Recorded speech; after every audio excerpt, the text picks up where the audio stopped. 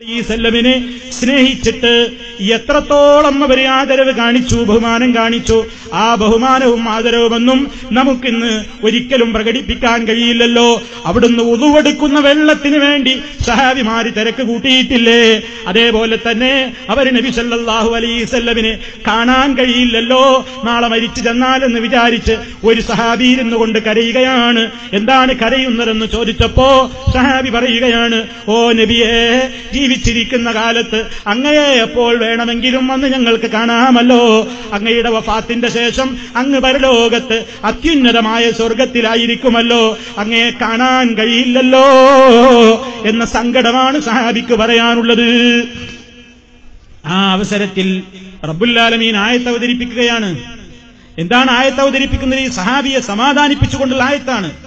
ومن يطع الله والرسول فأولئك مع الذين أنعم الله عليهم من النبيين والصديقين والشهداء والصالحين وحسن أولئك رفيقا.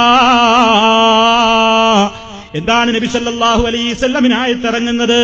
അള്ളാഹുവിനെയും അവന്റെ റസൂലിനെയും ആരെങ്കിലും അനുസരിച്ച് ജീവിച്ചാൽ അവര് സങ്കടപ്പെടേണ്ട, അവര് ദുഃഖിക്കേണ്ടതില്ല. അത്തരത്തിലുള്ള മഹാന്മാര് മഅല്ലദീന അൻഅമല്ലാഹു അലൈഹിം, അള്ളാഹു ആരുടെയൊക്കെ മേലുള്ള അനുഗ്രഹം ചൊരിഞ്ഞിട്ടുണ്ടോ, മിനൻ നബിയീന വസ്സിദ്ദീഖീന വശുഹദാഇ വസ്സാലിഹീൻ, ഇവരുടെയൊക്കെ കൂടെയാണ്, സ്വർഗത്തിൽ ഇവരുടെ കൂടെയാണ്. വഹസുന ഉലൈക റഫീഖാ, അവരൊക്കെ സ്വർഗത്തിൽ എത്രയെത്ര ഉന്നതമായ കൂട്ടുകാരാണ്, എത്ര നല്ല ചങ്ങാതിമാരാ. അള്ളാഹു ആയത്തിറക്കിക്കൊണ്ട് സമാധാനിപ്പിക്കുന്നു. അത്രത്തോളം നബി സല്ലല്ലാഹു അലൈഹി വസല്ലമിനെ സഹാബത്ത് സ്നേഹിച്ചില്ലേ? അവരുടെ സ്നേഹത്തിൽ വല്ല കുറവുമുണ്ടെന്ന് നമുക്ക് പറയാനൊക്കുമോ? നബി സല്ലല്ലാഹു അലൈഹി വസല്ലമിനെ ജീവനേക്കാൾ സ്നേഹിച്ചു എന്ന് പറയുന്നത് അക്ഷരാർത്ഥത്തിൽ അങ്ങനെ തന്നെയല്ലേ? സ്വന്തം ജീവൻ അപകടത്തിലാകുമെന്ന് ഉറപ്പായിട്ടും മഹാനായ അലി ഇബ്നു അബീ ത്വാലിബ് റളിയല്ലാഹു തആല അൻഹു റസൂലുള്ള കിടക്കുന്ന അതേ കട്ടിലിൽ അതേ പുതപ്പും പുതച്ചിട്ട് റസൂൽ സല്ലല്ലാഹു അലൈഹി വസല്ലമിന് ഹിജ്റ പോകാൻ സൗകര്യം ചെയ്തു കൊടുത്തില്ലേ? ഊരിപ്പിടിച്ച വാളുമായിട്ട് റസൂലുള്ളാഹുടെ തല കൊയ്യാൻ വേണ്ടി ശത്രുക്കൾ ഇങ്ങനെ വീട് വളഞ്ഞു നിൽക്കുമ്പോ, പുറത്തിറങ്ങിയാൽ ഉടനെ വെട്ടിക്കളയണം എന്ന് വിചാരിച്ചു നിൽക്കുമ്പോ, അതാ നമ്മുടെ നേതാവ് അത്ഭുതകരമായ നിലക്ക് അവിടെ നിന്ന് അവരുടെ ഇടയിലൂടെ തന്നെ ഒരു പിടി മണ്ണങ്ങ് വാരിയിട്ട് അവരുടെ കണ്ണുകളിലേക്കൊക്കെ സർവം മതിയെത്തുന്ന നിലക്കങ്ങ് ആയിപ്പോയില്ലേ? എന്നിട്ട് നബി സല്ലല്ലാഹു അലൈഹി വസല്ലം ഇറങ്ങി രക്ഷപ്പെട്ടില്ലേ? അതേ അവസരത്തിൽ ആ കട്ടിലിൽ പകരം കിടക്കാൻ ധൈര്യം കാണിച്ചത് സ്വന്തം ശരീരം അപകടത്തിലാകുമെന്നറിഞ്ഞിട്ടും സ്വന്തം ജീവൻ പോയാലും വേണ്ടില്ലെന്ന് ഉറപ്പായിട്ടും അലി ഇബ്നു അബീ ത്വാലിബ് റളിയല്ലാഹു തആല അൻഹു ആ കട്ടിലിൽ കിടന്നു കൊടുത്തില്ലേ?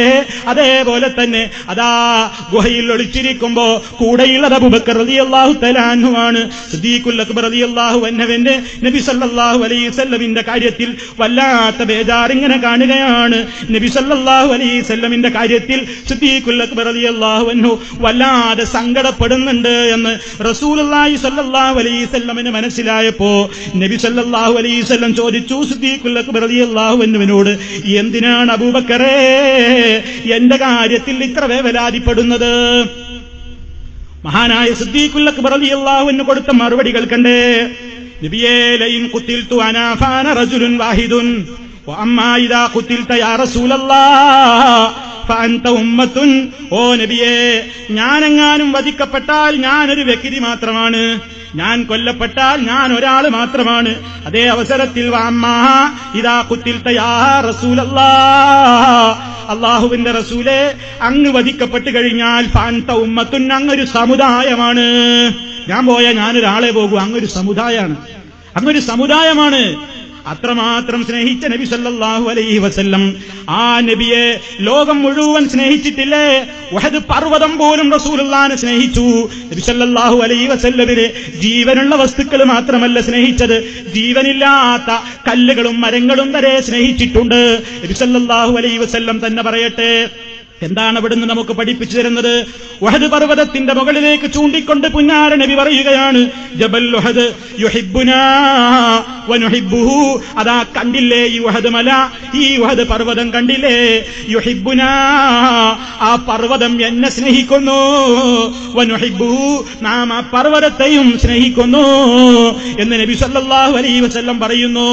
അങ്ങനെ നബി സല്ലല്ലാഹു അലൈഹി വസല്ലമിനോട് ജീവിതകാലത്ത് ഏറെ സ്നേഹം കാണിച്ച അബൂബക്കർ സിദ്ദീഖ് റളിയല്ലാഹു അൻഹു അടക്കമുള്ള ആ സഹാബിമാര്, അതേപോലെ തന്നെയുള്ള മഹത്തുക്കള്, അവരിൽ സഹാബ പുരുഷന്മാരും സ്ത്രീകളും കുട്ടികളും ഒക്കെ അടങ്ങുന്ന സമൂഹം, അവരുടെ എങ്ങാനും സ്നേഹത്തിൽ ഒരു തരിമ്പ് പോലെ കുറവുണ്ട്, ഏതെങ്കിലും ഒരു ന്യൂനതയുണ്ട് എന്ന് ലോകത്താർക്കാണ് പറയാൻ സാധ്യമാവുക?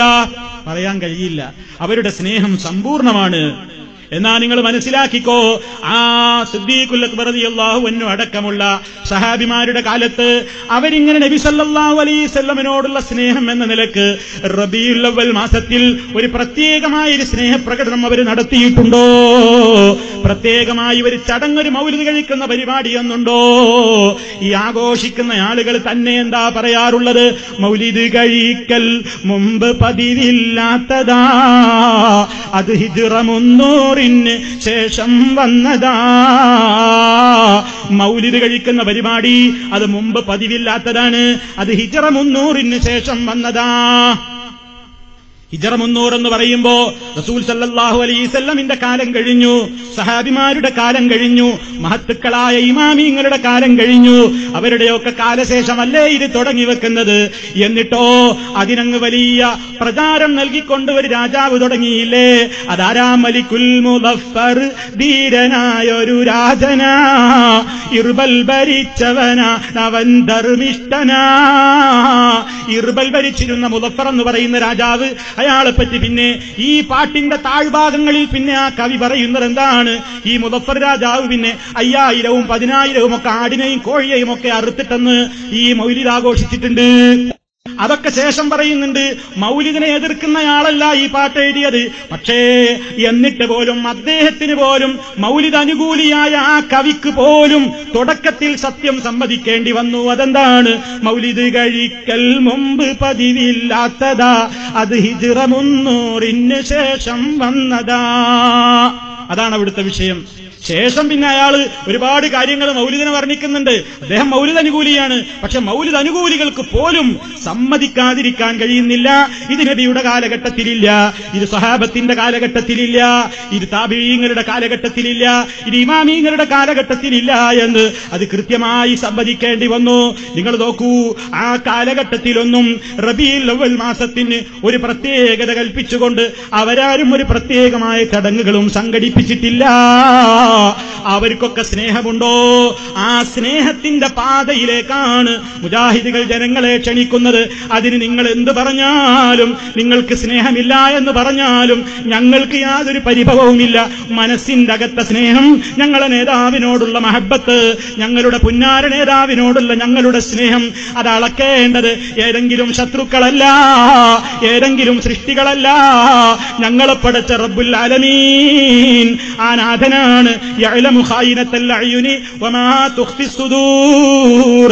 കണ്ണുകളുടെ കട്ടുനോട്ടങ്ങളെയും ഹൃദയങ്ങളിൽ ഒളിപ്പിച്ചു വെച്ചതിനെയും അറിയുന്നവൻ റബ്ബുൽ ആലമീൻ മാത്രമാകുന്നു എന്ന് ഉറച്ചു വിശ്വസിക്കുന്ന സലഫികൾക്ക്, മുജാഹിദുകൾക്ക് ലോകത്ത് ഏതെങ്കിലും ചില ആളുകൾ സ്റ്റേജ് കെട്ടിയിട്ട് അതല്ലെങ്കിൽ അവരുടെ ലേഖനത്തിലൂടെ മുജാഹിദുകൾ നബി വിരോധിയാണെന്ന് പറഞ്ഞാൽ, റസൂലുള്ളാഹിനോട് മഹബത്തില്ലാത്തവരാണെന്ന് പറഞ്ഞാൽ ഞങ്ങളത് അവഗണിക്കുന്നു, ഈ സമുദായത്തോട് സത്യം പറയുന്നു. ശരിക്ക് ചിന്തിച്ചോ സഹോദര? നബി സല്ലല്ലാഹു അലൈഹി വസല്ലമിനോട് നിങ്ങൾക്ക് മഹബത്തില്ല, കാരണം നിങ്ങൾ റബീഉൽ അവ്വലിൽ ആഘോഷിക്കുന്നില്ലെന്നല്ലേ പരാതി? എങ്കിൽ ഞങ്ങൾക്കൊന്നേ പറയാനുള്ളൂ, ഞങ്ങളുടെ സ്നേഹം അക്കൂട്ടരെ അളക്കേണ്ടതില്ല. അത് അളക്കാൻ റബ്ബുൽ ആലമീനുണ്ട്, അവന്റെ കോടതിയിലേക്ക് വിടുന്നു. തെറ്റിദ്ധരിപ്പിച്ചാലല്ലേ നിലനിൽപ്പുള്ളൂ എന്ന നിലക്ക് പത്രങ്ങളിലൂടെ പരസ്യപ്പെടുത്തുന്നു. കണ്ടോ, വഹാബികൾ നബി വിരോധികളാണ്, അവർക്ക് റസൂലുള്ളാഹിനോട് മഹബത്തില്ല, അവർ നബിയെ നിസ്സാരപ്പെടുത്തുന്നവരാണ്, നിന്ദിക്കുന്നവരാണ്. അത് പറഞ്ഞാലല്ലേ ജനത്തെ തെറ്റിദ്ധരിപ്പിക്കാനൊക്കുകയുള്ളൂ. അതുകൊണ്ട് പ്രചരണം തുടർന്നോളൂ, വിരോധമില്ല കേട്ടോ. പക്ഷേ സത്യം ജനങ്ങൾ തിരിച്ചറിയുന്നുണ്ട്, സത്യം ജനങ്ങൾ മനസ്സിലാക്കുന്നുണ്ട് എന്നേ ഈ അവസരത്തിൽ ഓർമ്മപ്പെടുത്തുന്നുള്ളൂ.